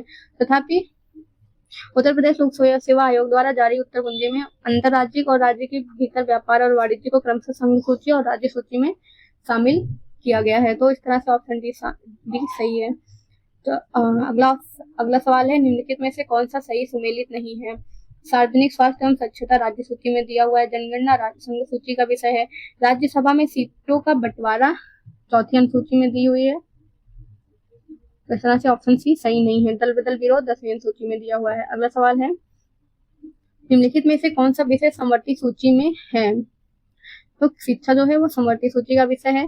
कृषि और पुलिस जो है वो राज्य सूची के विषय के हैं, जबकि रक्षा जो है वो संघ सूची का विषय है। तो भारतीय संविधान में संघीय ढांचों को मजबूती प्रदान करने के लिए विषयों को केंद्र और राज्यों के मध्य विभाजन किया गया है। इन्हीं महत्व के आधार पर संघ सूची, राज्य सूची एवं समवर्ती सूची में विभाजित किया गया है। शिक्षा प्रारंभ में राज्य सूची में शामिल थी, किंतु संघ एवं राज्यों दोनों के लिए इसके समान महत्व को देखते हुए संविधान के 42वें संशोधन अधिनियम 1976 की धारा 57 द्वारा इसे समवर्ती सूची में डाल दिया गया है। कृषि और पुलिस राज्य सूची के तहत है, जबकि रक्षा संघ सूची के विषयों में शामिल है। अगला सवाल देखते हैं, शिक्षा जो प्रारंभ में राज्य सूची का विषय था उसे समवर्ती सूची में 42वें संविधान संशोधन द्वारा स्थानांतरित किया गया। अगला सवाल है, भारतीय संविधान के किस संशोधन में वनों को राज्य सूची से समवर्ती सूची में स्थानांतरित किया गया? तो यह 42वें संविधान संशोधन के द्वारा किया गया है।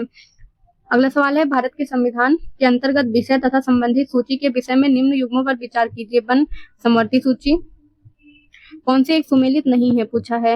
वन है वो समवर्ती सूची का विषय है। शेयर बाजार जो है वो संघीय सूची का विषय है। तो इस तरह से ऑप्शन बी सही हो जाएगा। आगे देखते हैं, डाकघर बचत बैंक ये संघीय सूची का विषय है, जबकि जन स्वास्थ्य राज्य सूची का विषय है। इस तरह से ऑप्शन बी सही हो जाएगा। इसमें भारतीय संविधान में अनुच्छेद 245 से 255 के अधीन केंद्र और राज्यों के बीच विधायी शक्तियों का विभाजन किया गया है तथा इसी संदर्भ में 7वीं अनुसूची में संघ सूची, राज्य सूची तथा समवर्ती सूची का प्रावधान है।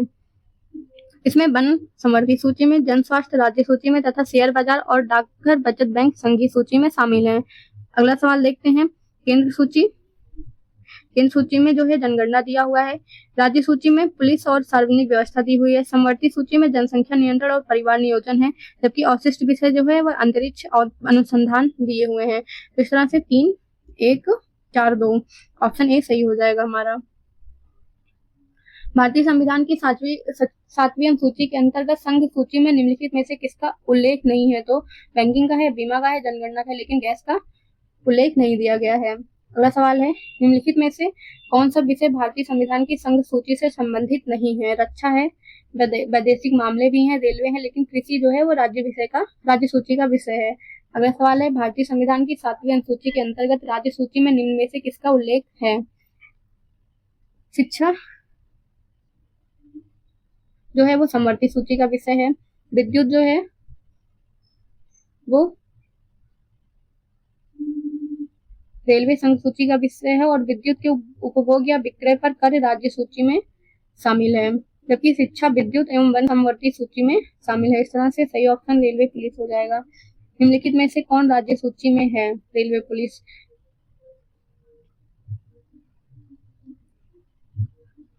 अगला सवाल है, पंचायती राज विषय निम्नलिखित में से किस सूची में शामिल है? तो ये राज्य सूची में शामिल है। निम्नलिखित में से कौन सा विषय भारतीय संविधान की 7वीं अनुसूची की सूची 3 समवर्ती सूची में शामिल है? तो दंड प्रक्रिया जो है वो राज्य सूची में भी है, और मतलब उस पर राज्य भी कानून बना सकता है और संघ भी कानून बना सकता है, इसलिए वो समवर्ती सूची में शामिल है। विवाह विच्छेद और गोद लेना संविधान की 7वीं अनुसूची के निम्नलिखित के अंतर्गत शामिल किए गए हैं। तो सूची 3 समवर्ती सूची में। भारतीय संविधान की 7वीं अनुसूची की किस सूची और प्रविष्टि का संबंध राज्य की विधानमंडल के निर्वाचन से है? सूची 1, इसमें ए और सी सही है। सूची 1 की प्रविष्टि 72 में और सूची 2 के प्रविष्टि 37 में। भारतीय संविधान की 7वीं अनुसूची की सूची 1 की प्रविष्टि 72, जिसमें संसद के लिए, राज्यों के विधानमंडलों के लिए तथा राष्ट्रपति और उपराष्ट्रपति के पदों के लिए निर्वाचन आयोग, तथा सूची 2 में जिसकी प्रविष्टि संख्या 37 है, संसद द्वारा बनाई गई किसी विधि के उपबंधों के अधीन रहते हुए राज्य के विधानमंडल के लिए निर्वाचन का संबंध राज्य के विधानमंडल से निर्वाचन से है। सरकारों द्वारा शुल्क एवं कर लगाने का अधिकार संविधान की किस अनुसूची में है? तो 7वीं अनुसूची में है। भारत के संविधान के अनुसार निम्नलिखित में से कौन सा कथन सही है? अंतर्राज्यीय व्यापार और वाणिज्य राज्य सूची के अधीन एक राज्य विषय है।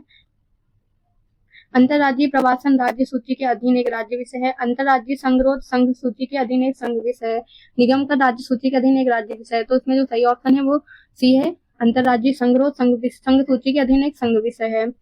अंतर्राज्यीय व्यापार और वाणिज्य भारतीय संविधान की 7वीं अनुसूची के तहत संघ सूची की प्रविष्टि 42 में उल्लिखित है। अतः यह संघ विषय है और विकल्प का कथन गलत है। अंतर्राज्यीय प्रवासन या माइग्रेशन, अंतर्राज्यीय संगरोध, क्वारंटाइन 7वीं अनुसूची के तहत संघ सूची की प्रविष्टि 81 में उल्लिखित है। अतः ये दोनों ही संघ विषय हैं। निगम कर 7वीं अनुसूची के तहत संघ सूची की प्रविष्टि 85 में उल्लिखित है।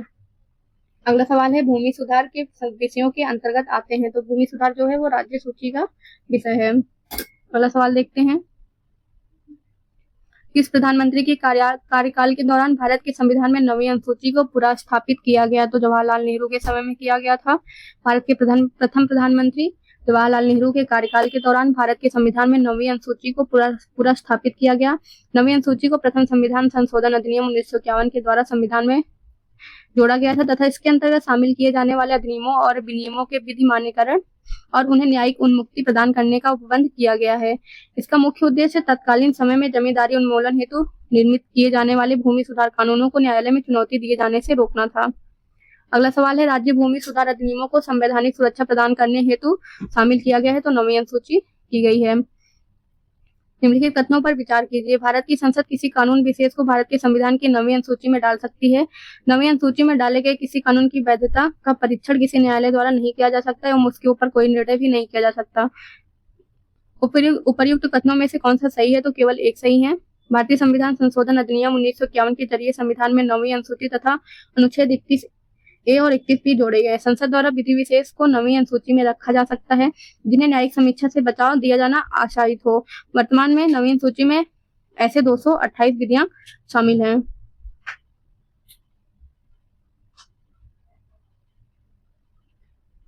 अनुच्छेद 30B यह कहता है कि 9वीं अनुसूची में उल्लिखित नियमों और विनियमों को इस आधार पर शून्य सोनी समझा जाए कि वे भाग 3 के किन्हीं उपबंधों और प्रदत्त अधिकारों में से किसी से असंगत या उनको छीन लेते हैं या न्यून करते हैं। किंतु वर्ष 2007 में सर्वोच्च न्यायालय IR कोल्हो बनाम तमिलनाडु के मामले में निर्णय देते हुए स्पष्ट किया कि संसद को 9वीं अनुसूची में विधि विशेष को प्रविष्ट करने की शक्ति प्रदान की गई है, किंतु यह न्यायिक समीक्षा के दायरे से बाहर नहीं है। इस तरह से हमारा सिर्फ एक ऑप्शन सही होगा। कोएलो केस भारत के संविधान की किस अनुसूची से संबंधित, तो अभी हमने देखा 9वीं अनुसूची से सम्मिलित है। भारत के संविधान की निम्नलिखित में से कौन सी एक अनुसूची दल बदल विरोध कानून विषयक प्रावधान है, तो 10वीं अनुसूची में दिया हुआ है, जो कि 92वें संविधान संशोधन 1985 के द्वारा जोड़ी गई, और 10वीं अनुसूची में 91वें संविधान संशोधन 2003 द्वारा संशोधन किया गया है। इस संशोधन का उद्देश्य दल बदल पर रोक लगाने के साथ साथ केंद्र और राज्यों में मंत्रिपरिषद के आकार को निर्धारित करना था। अगला सवाल है, भारतीय संविधान की 10वीं अनुसूची का संबंध है दल बदल विरोधी कानून से। अगला सवाल देखते हैं, भारतीय संविधान की 10वीं अनुसूची का संबंध है तो दल बदल प्रतिरोध विधायन से। भारतीय संविधान की किस अनुसूची में दल बदल विरोधी कानून रखा गया है, तो 10वीं अनुसूची में। संविधान की 11वीं अनुसूची निम्नलिखित में से किससे संबंधित है, तो पंचायती राज से संबंधित है। संविधान में 11वीं अनुसूची 73वें संविधान संशोधन अधिनियम 1992 के माध्यम से जोड़ी गई थी। इसमें कुल 29 विषय हैं, जैसे मत्स्य उद्योग, पेयजल, गरीबी उन्मूलन कार्यक्रम, महिला एवं बाल विकास, सार्वजनिक वितरण प्रणाली इत्यादि शामिल किए गए हैं, जिन पर पंचायतों को विधि बनाने की शक्ति दी गई है। अगला सवाल है, पंचायतों को सौंपी जा सकने वाली शक्तियों, अधिकार और जिम्मेदारी की सूची दी हुई है, तो ये 11वीं अनुसूची में दी हुई है। इस सूची को 73वें संविधान संशोधन अधिनियम 1992 द्वारा संविधान में जोड़ा गया था। अगला सवाल है, भारत के संविधान की 11वीं सूची में कितने विषय हैं, तो 29 विषय हैं। आज की क्लास यहाँ पे समाप्त होती है। कल की क्लास में हम उद्देश्य से आगे कंटिन्यू करेंगे। आपको क्लास कैसी लगी कमेंट करके बताएं। हमारे YouTube चैनल को सब्सक्राइब करें। Thank you everyone.